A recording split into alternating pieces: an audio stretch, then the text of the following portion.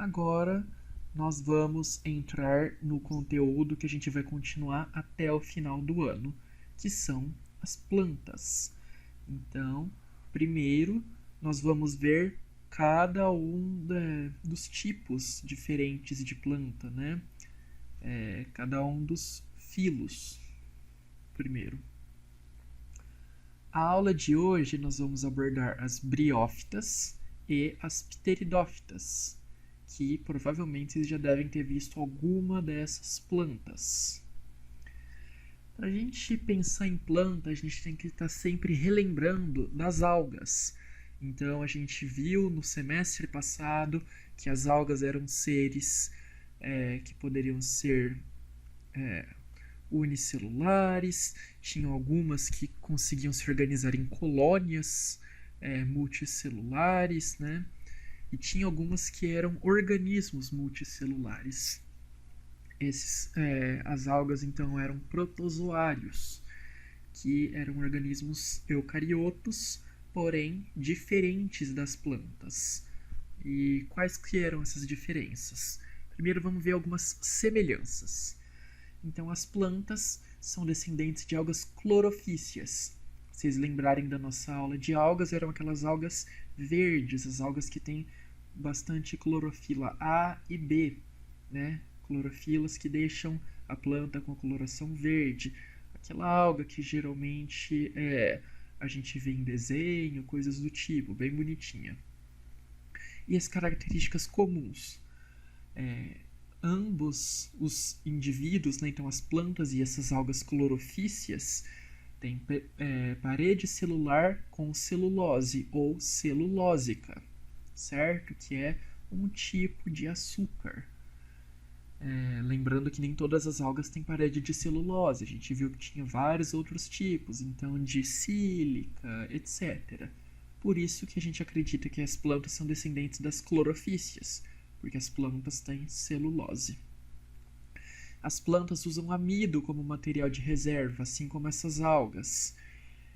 E diferentemente dos animais, porque se vocês lembrarem, os animais, os mamíferos, usam o glicogênio como fonte principal de reserva de açúcares ou carboidratos, tanto faz o nome. Tá? E tem a presença de clorofilas A e B. Lembrando que a gente tinha algumas bactérias com clorofila, mas essas bactérias não tinham clorofila A nem B, elas tinham as bacterioclorofilas. É um nome bem sugestivo, tá? Então por isso que acreditam que as plantas vieram das algas clorofícias e não de bactérias fotossintéticas. Quais que são as diferenças? As plantas têm tecidos especializados complexos. Então, elas têm conjuntos de células com a mesma função, certo? Células especializadas. Então, as plantas elas têm células especializadas para o revestimento da folha, que seriam as células de composição da epiderme, da cutícula. Elas têm células específicas da raiz para absorção e armazenamento de alguns nutrientes. Elas têm células e tecidos específicos para o transporte de substâncias, fazendo os vasos, tipo floema, xilema, coisas do tipo. E as algas não.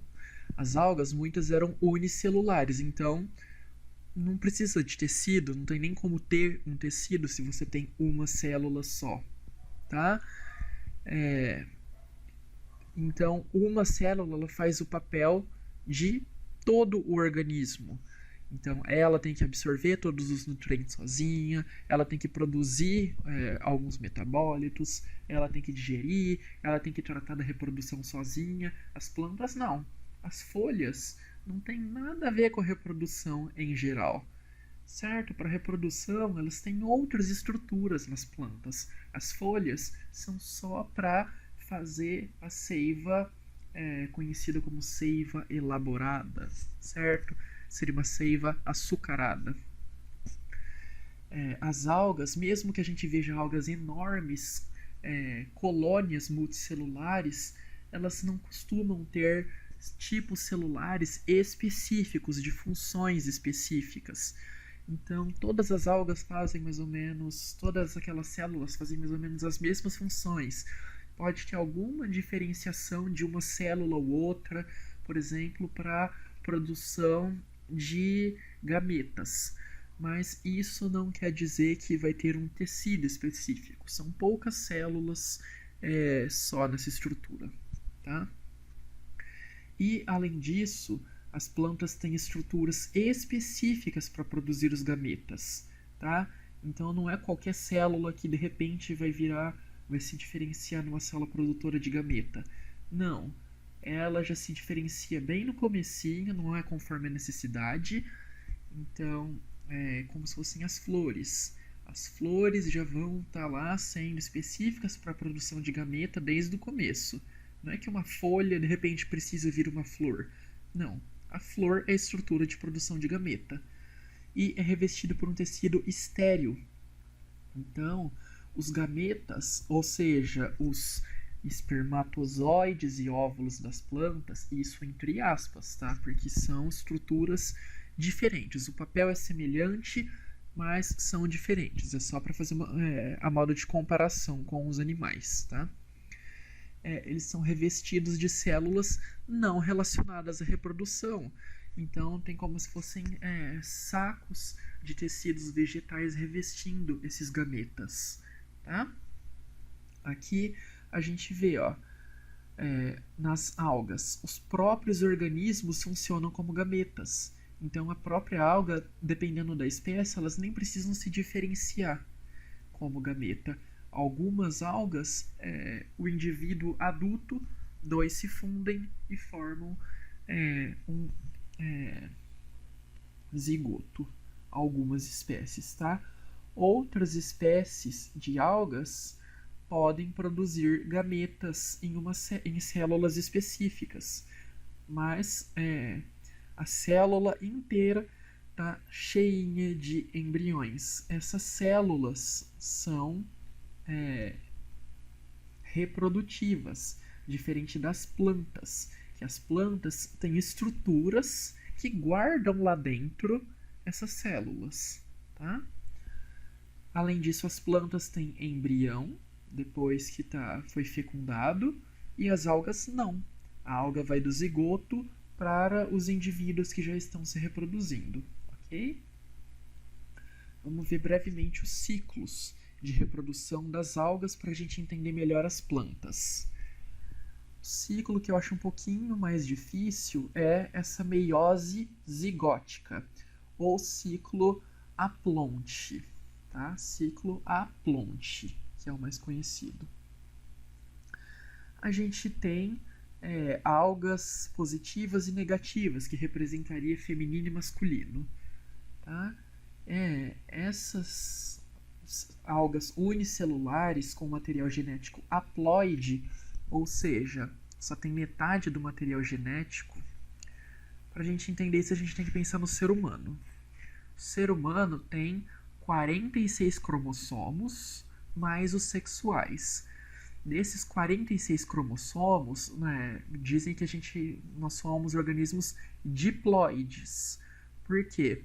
23 desses cromossomos, ou seja, metade, vieram da mãe, do óvulo, né?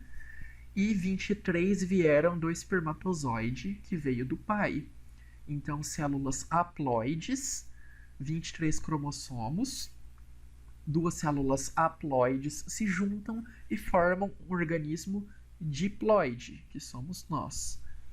Aqui tem células haploides que se juntam numa fertilização, tá? Isso para algas. Forma esse zigósporo 2N, então diploide, tá? Tem o material genético da mãe e do pai. E lá dentro são produzidos mais células igual a gente tinha aqui. Só que elas voltam a ser haploides, tá? Então o zigoto ele sofre uma meiose. As células que germinam do zigoto, elas deixam de ser diploides e passam a ser haploides. E essas mesmas células podem sofrer mitose, ou seja, produzir células filhas com a mesma ploidia, sem divisão do material genético, e formam organismos masculinos ou femininos. Então, essas células são iguais, tá? Só que uma hora elas podem se combinar e fertilizar, formando zigósporo, outra hora elas podem se desenvolver sozinhas, de forma que elas formem grandes estruturas masculinas ou femininas. Deixa eu ouvir um barulhinho. Isso é o que eu vou explicar agora. O próximo agora é do ser humano. A gente faz meiose para formar os gametas, tá? As algas que a gente está vendo aqui, esse é o ciclo mais confuso para mim, tá? Meiose zigótica. Por quê? Porque uma hora elas se fundem e formam o ser diploide, outra hora elas se desenvolvem sozinhas como seres haploides. Acho um pouquinho mais confuso. O ser humano é esse ciclo B, o ciclo diplonte, ou de meiose gamética. Então, essa alga, o esporófito da alga, que está escrito aqui, é como se a gente considerasse o humano. O ser humano e os outros animais têm o mesmo ciclo. São seres diploides. Então, tem material genético da mãe e do pai juntos, tá? Eles produzem... eles conseguem produzir estruturas masculinas e femininas nessas algas. Então, as algas seriam hermafroditas, tá? Ou pode ter alguma espécie de alga que tenha só masculina e outra e só feminina. Depende da espécie, tá?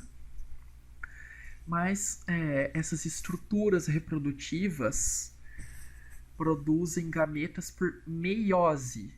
Então, vocês devem ter visto com a Gabi esse processo. Você tem uma célula diploide, e você consegue produzir 4 células haploides dessa célula diploide. Então, o nosso gameta que a gente produz tem alguns genes, alguns cromossomos do nosso pai, alguns cromossomos da nossa mãe. Mistura e vai só metade do nosso material genético para o gameta. E aí, em analogia ao humano, vem um espermatozoide N com metade do material desse N. Metade desse N é material do pai, metade da mãe, mais ou menos, tá? E vem o óvulo, espermatozoide e óvulo se juntam, formam um zigoto 2N e formam o indivíduo adulto, ok? E esse ciclo, que é o ciclo de algumas algas e das plantas, que é o ciclo haplo-diplo-bionte. Por que haplo-diplo-bionte? Porque elas têm uma fase que pode ser multicelular haploide e outra fase diploide. Então, a gente tem a fase diploide, a fase 2N. Ela produz esporos por meiose, igual a gente viu aqui. Só que esses esporos, eles não se juntam. Eles não se fundem para formar um zigoto. O que acontece? Cada esporo N consegue virar um indivíduo adulto. E alguns viram indivíduos adultos macho e outros fêmea, tá? Enquanto essa alga diploide, ela não tem, digamos assim, um sexo definido. Ela seria hermafrodita. Então, esses esporos, eles conseguem se desenvolver em adultos haploides, ou masculinos ou femininos. Esses produzem os gametas, então o gametófito masculino produz gametas masculinos, e o feminino aqui e o masculino. E aí eles se juntam, fertilizam e formam um zigoto 2N. E o zigoto 2N volta a ser um esporófito híbrido, tá? Tá um pouquinho confuso, mas se vocês entenderam o ciclo diplonte por enquanto, tá bom, porque o haplodiplobionte eu vou explicar depois. Isso, mitose é para formar tecidos. Exatamente, isso nos humanos, tá? Em algas, principalmente, a gente vê como uma confusão. Mas no ser humano, nos animais, mitose é para a gente formar os tecidos, divisão celular, e a meiose é para dividir no meio o material genético em quantidade. Então, é para formar os gametas. Ok? E então vamos ver sobre a vascularização das plantas, como que funciona. O que seria a vascularização? Se as plantas têm vasos ou não, como a gente tem veias, artérias para transportar os nutrientes. Então, nós temos as briófitas. Briófitas são plantas pertencentes ao reino Plantae. Aqui acho que eu não falei, mas está escrito Plantae, mas é latim, tá? Então a gente não lê esse A, é Plantae. Briófitas são os primeiros organismos desse reino e elas são avasculares. Então elas não têm nenhum tipo de estrutura condutora de nutriente ou água. Todo o transporte de nutriente e de água é por difusão célula a célula. Então, uma célula passa para outra de forma passiva, água e nutrientes. Digamos que a minha mão direita é a célula A e a minha mão esquerda é a célula B. A célula A está com pouca água e pouco nutriente, e a célula B está mais perto do solo. Ela tem muita água e muito nutriente. Então, vai água e nutriente da que tem mais para que tem menos. E assim elas vão ficando mais iguais, tá? É um processo muito devagar, porque todas as moléculas, molécula por molécula, tem que ir de uma célula para outra, depois da outra para outra, da outra para outra. Isso é um processo bastante lento, tá? Passar por dentro de cada célula. E o que acontece? Isso faz com que as briófitas não consigam ser plantas grandes. Por quê? Até o nutriente sair lá da zona de absorção e ir para o topo da planta, indo célula a célula, só com o tempo que a planta teve a transpiração por causa do sol, ela já desidratou as células do topo já morreram, não deu tempo suficiente de chegar nutriente e água. Ou senão, as células do topo já consumiram o nutriente e morreram de fome. Então, briófitas têm pouco crescimento porque não tem vasos para transporte de nutriente. Os outros fila das plantas, que seriam as pteridófitas, gimnospermas e angiospermas, todas as outras plantas que não são briófitas são vasculares ou traqueófitas, significam a mesma coisa. O que significa isso? Que elas têm vasos condutores de seiva. Então, para fazer o transporte dos nutrientes que ela tira pela raiz até a folha mais alta, elas vão ter vasos, estruturas específicas e diferenciadas, similares em função aos nossos vasos sanguíneos, que vão levar água de lá de baixo até lá no topo. Igual ao nosso sangue. O nosso sangue é água, oxigênio e nutrientes. Nas plantas seria basicamente a mesma coisa. A diferença é que a gente tem células no nosso sangue. As plantas, elas teriam a água e os nutrientes, mas os vasos são compostos de células. Como tem vasos só para transportar água e nutrientes, esse transporte é muito mais rápido. Por ser muito mais rápido, essa seiva ela chega lá no topo da árvore rapidão e o topo da árvore consegue sobreviver. O que isso permite? Plantas muito maiores, como por exemplo sequoias, que são umas angiospermas, que a gente vai ver daqui a algumas aulas, que podem ter 100 metros de altura, um quarteirão, uma árvore só. Um quarteirão para cima, sem falar para baixo, que é uma coisa que a gente não vê muito, mas para as plantas se manterem fixas, várias espécies têm a raiz cerca de 3 vezes maior do que o resto da árvore. Então, o que a gente vê para fora em geral é o que tem 3 vezes para dentro da terra. Imagina o tamanho das árvores.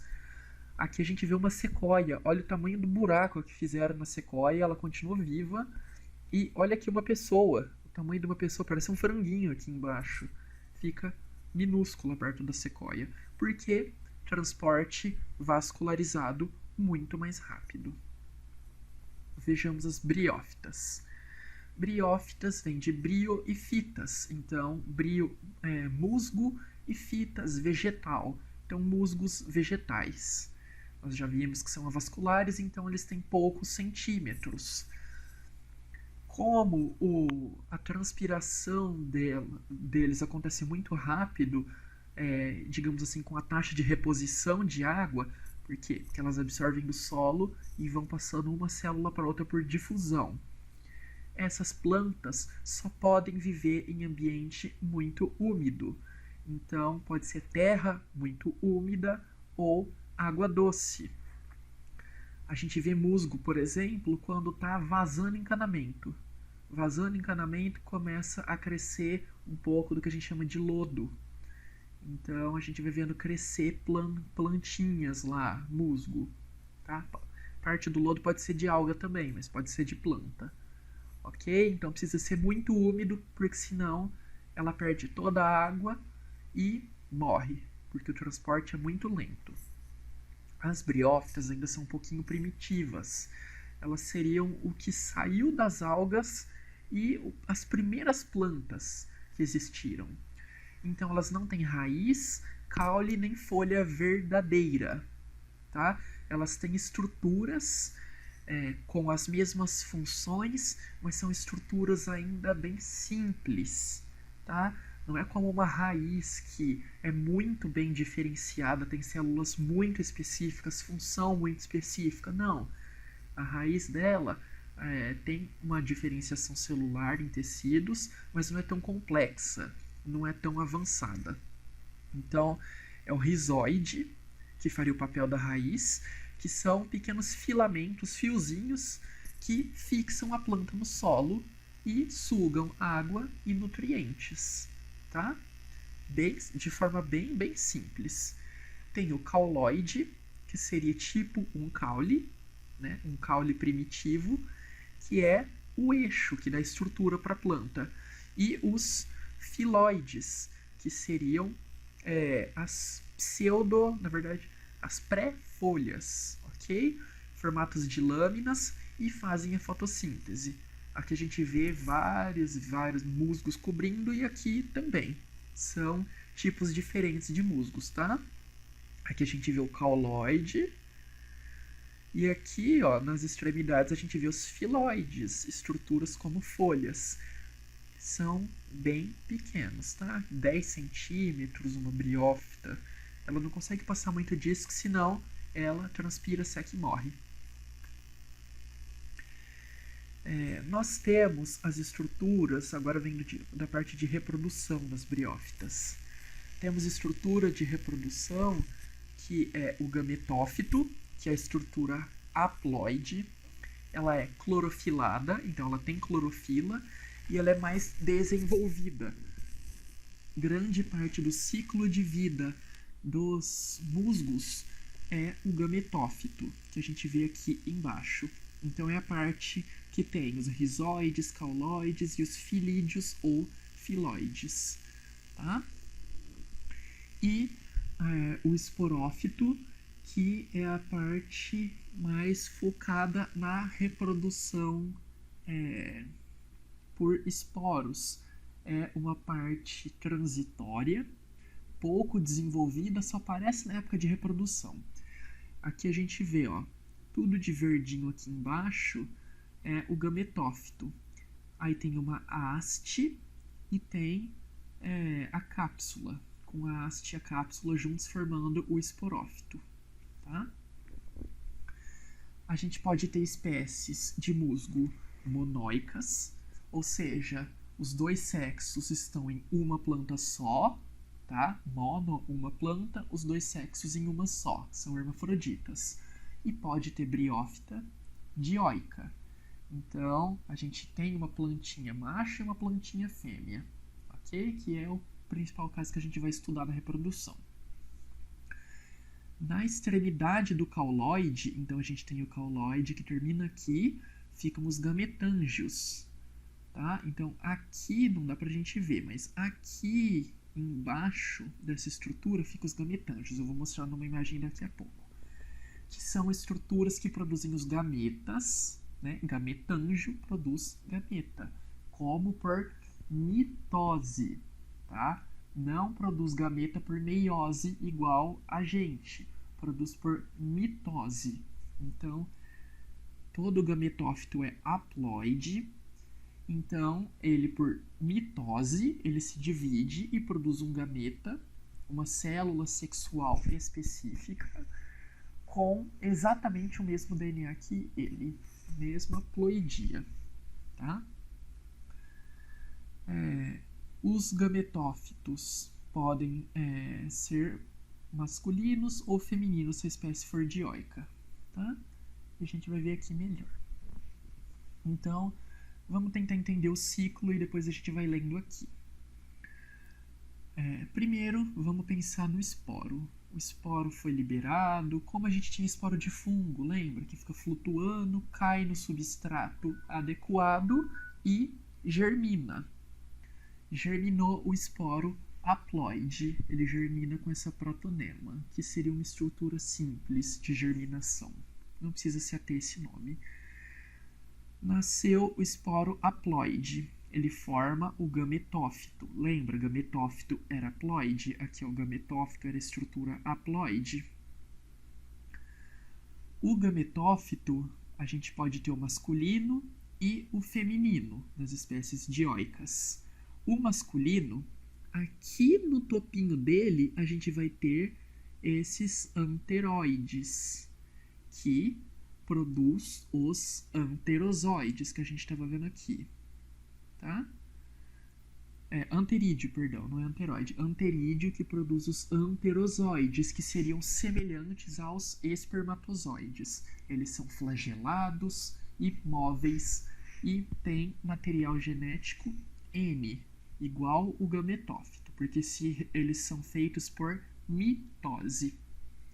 Da mesma forma, quando a planta é feminina, ela produz aqui no topinho dela um arquegônio, que é essa estrutura protetora, e uma oosfera, que seria o equivalente ao óvulo, que é essa bolinha aqui, produz uma só. Com a mediação da água, então, gotas da chuva ou orvalho, os anterozoides conseguem nadar, porque eles são flagelados, e entrar no arquegônio e entrar na oosfera, conseguem penetrar a oosfera. E aí tem a fertilização. Fertilização forma o zigoto e aqui tudo é o embrião. Então, o embrião 2N, diploide. Isso tudo está acontecendo aqui no topo da planta, tá? Aqui no topo da feminina, porque isso não se destaca. Ele fica imóvel lá, esse nada e entra lá. Então, aqui no topo foi fecundado. O que acontece? O esporófito se desenvolve. Então, em cima das plantas femininas, cresce essa haste e dá uma cápsula.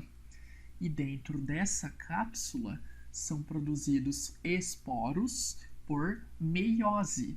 Então, esse daqui tem o material diploide, ele sofre meiose e libera esporos pelo ar haploides, tá? Por isso que às vezes nasce musgo na nossa parede de casa. Por quê? Porque o vento leva os esporos e eles caem lá.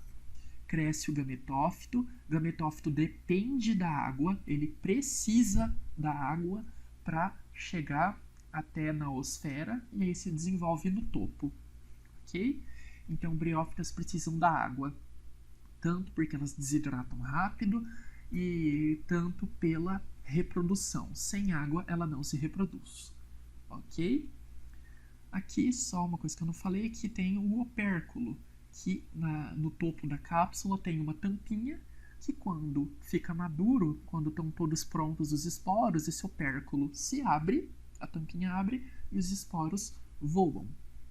Então, esse é o ciclo haploidiplobionte que a gente tinha visto antes. Olha que linda essa imagem. Aqui embaixo o gametófito todo verdinho, que é a estrutura que passa a maior parte da vida da planta, e depois a parte reprodutiva, que seria essa haste com a cápsula aqui que a gente vê um pouquinho seca, ok? Então a planta, uma hora,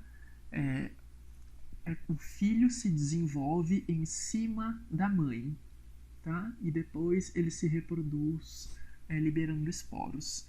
Então a gente tem a fecundação normal, como o ser humano, o espermatozoide, entre aspas, se junta com um óvulo e o filho vai crescendo, só que ele não se destaca da mãe. É como se o bebê crescesse anexo ao seu corpo. E depois, o filho com o dobro do material genético da mãe. Por quê? Porque ele vai ter o material genético da mãe e do pai, nesse caso. Aqui a mãe só tem o material genético dela, ela não tem dos pais dela, tá? E aí o filho libera os esporos que caem no solo e reinicia o ciclo. Ok? Tá. No caso das briófitas, por enquanto, é reprodução sexuada, tá? Porque a parte masculina encontra com a feminina. Tem a produção de gametas, ok? Então essa toda é o ciclo de reprodução sexuada, ok? Agora a gente vai ver a assexuada.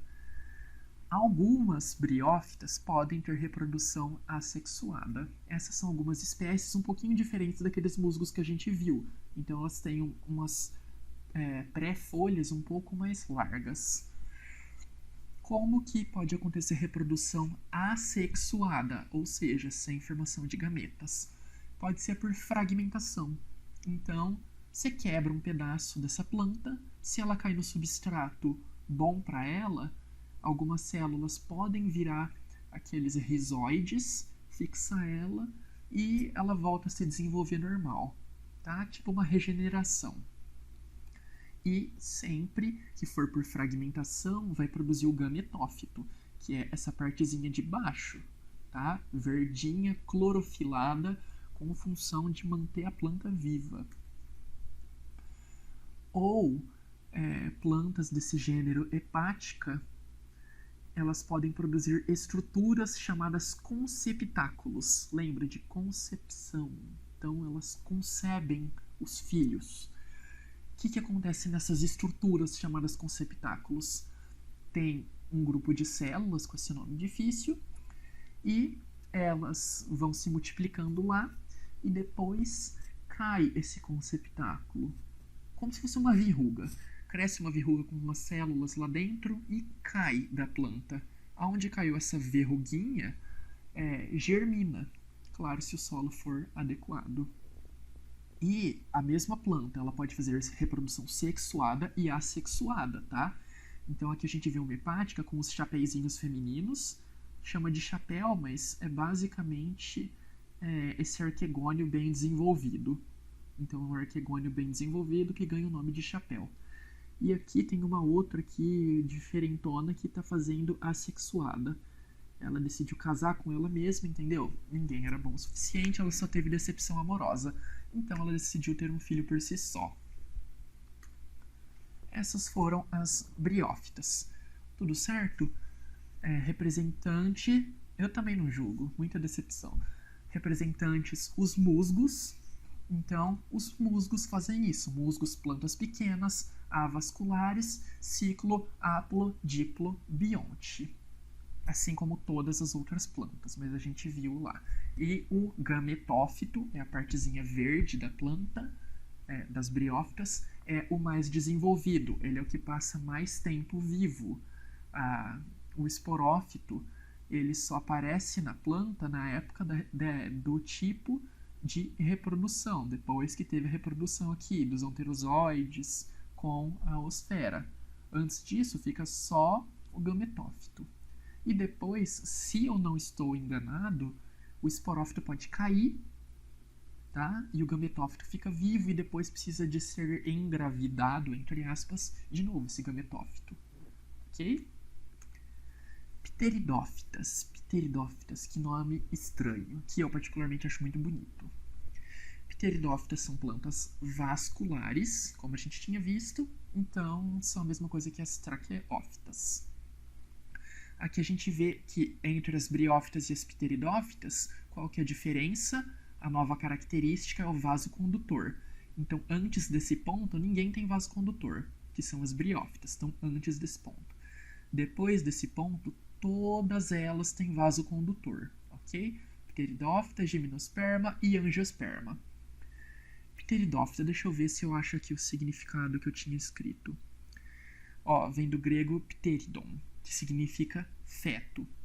Feto e planta. Então, pteridófita significam fetos de planta. Para mim não faz sentido nenhum. Elas são criptógamas. O que esse nome dificílimo significa? Que são plantas que não produzem sementes. Então, elas produzem gametas ou esporos, mas não sementes, tá? Não é uma semente igual o morango tem essa sementinha dele, não. Produz esporos que são espalhados pelo ar ou gametas que são espalhados por água. Quais são as características das pteridófitas? Elas já têm raiz verdadeira, uma raiz que tem a mesma função daquele rizoide, retirar água e sais minerais do solo, mas ela é bem mais desenvolvida. Aqui estão as raízes, lógico, bem na parte de baixo. Tem o caule, que dá eixo de suporte para as folhas crescerem e ele permite o transporte de nutrientes entre a raiz e as folhas e raiz. Então fica permitindo essa troca de nutrientes entre eles. Geralmente o caule é horizontal das pteridófitas. Então ele cresce junto do solo, não cresce para cima em geral, ele cresce junto do solo. E é chamado rizoma esse caule, não confundam. Rizoma não é raiz, é um caule que cresce na horizontal. Como vocês estão vendo na foto, quais são as pteridófitas? São samambaias, plantinhas que as vovós amam, e eu também. Então, as pteridófitas, a gente vê as folhas delas, são as samambaias, a gente tem avencas, a gente tem tipos de samambaias com nomes mais diferentes, tipo samambaia de metro, samambaia portuguesa, renda portuguesa, chifre de veado, são todas samambaias. Elas têm folhas verdadeiras e bem desenvolvidas e tem regiões chamadas folíolos. Isso tudo é uma folha. Só para vocês entenderem, tá? Cada região lateral que sai são folíolos. E vocês estão vendo que aqui, além da região que sai para o lado, tem uma outra subdivisão menor. Se chama folíolulo, tá? Tem um lu a mais. Então, isso é uma folha. Isso tudo é uma folha. Cada uma dessas é um folíolo. E cada unidade menor é um folíolulo. Folíolulo, tá? Isso são só nomes para subdivisões, não tem muita relevância. E se chama báculo as folhas jovens, que elas crescem de uma forma bem característica, que depois tem fotos. Pteridófitas, vocês lembram que elas são vasculares? Elas têm tecidos específicos para transporte de nutrientes? Então elas não são só samambaias de vovó que ficam lá no vasinho. Elas podem ser enormes, como o samambaiaçu, que vira uma baita de uma árvore e hoje em dia é ameaçado de extinção. Porque vocês já ouviram falar no xaxim, que é usado para plantar samambaias, ou xaxim, que é usado para pôr orquídeas dentro? Hoje em dia ele já foi substituído pela fibra de coco. Por quê? É um material muito bom para reter água, só que para você conseguir o xaxim, você tem que derrubar o samambaiaçu. E derrubaram tanto samambaiaçu aqui no Brasil, que hoje em dia é quase impossível de você encontrar um vivo. Tá? Então é uma espécie protegida por lei. Atinge vários e vários metros. Aqui a gente vê as folhas, que folhas enormes, parece até um coqueiro. E os báculos, tá vendo? Essa estrutura bem enrolada que depois ela vai se abrindo. É bem bonito. Para quem tem samambaia em casa, vale a pena observar o báculo formado, que ela é todo curvinho assim, depois se abre. Temos também samambaias de metro, que crescem de forma enorme. Então, samambaia já não precisa mais ser pequenininha. Elas podem ser, mas elas não precisam. Aqui o báculo, que bonitinho se abrindo. Então aqui a gente tem o báculo e depois as folhas jovens. Báculo é o nome da folha quando ela é bem jovem e tem extremidade curvada. Depois que ela abre, ela é chamada de folha. O caule a gente já falou. As raízes, elas são adventícias. Então, elas se originam do caule, o rizoma, e podem se originar das folhas em algumas espécies. Hoje em dia é meio difícil da gente imaginar, mas durante a era dos dinossauros, uma das eras, né, a era paleozoica, elas eram as plantas dominantes do planeta Terra. Então, para onde você ia, tinha uma floresta de samambaias, uma floresta só de samambaias, tá? Que são plantas que não dão flores, nada, mas são muito bonitas. E grande parte do carvão vegetal que a gente tem, na verdade carvão mineral que a gente tem, né, que passou pelo processo de muito tempo fossilizando, formando minerais daquele carvão, são de pteridófitas que morreram há muito tempo. Hoje em dia elas não são mais as plantas dominantes porque vieram outras um pouco mais adaptadas. E as pteridófitas têm os soros, tá? Que são esses pontinhos escuros nas folhas e são estruturas reprodutivas. São ricas em esporângios, que liberam os esporos. Então, quando eu era criança, eu ficava raspando isso daí. Não é legal você raspar isso, porque são estruturas específicas para ela se reproduzir. Você está matando os bebês dela. Eu fazia isso. O ciclo das pteridófitas é parecidíssimo com o das briófitas. Então, a gente tem os esporos haploides, caem no solo, germinam e formam um gametófito. No caso das pteridófitas, o gametófito não é desenvolvido. Lembra que nas briófitas, nos musgos, o gametófito era a principal parte da planta, a parte verdinha. Aqui nas pteridófitas, ela não é tão importante assim o gametófito, tá? Ele é bem pequeno, cerca de 1 centímetro, e na parte de baixo dele, ele tem os anterídeos e os arquegônios, que eram aquelas estruturas sexuais. E aí vem a parte masculina, de novo nada até na feminina. Por isso que as samambaias também gostam de região com muita água, porque elas também dependem da água para a reprodução delas.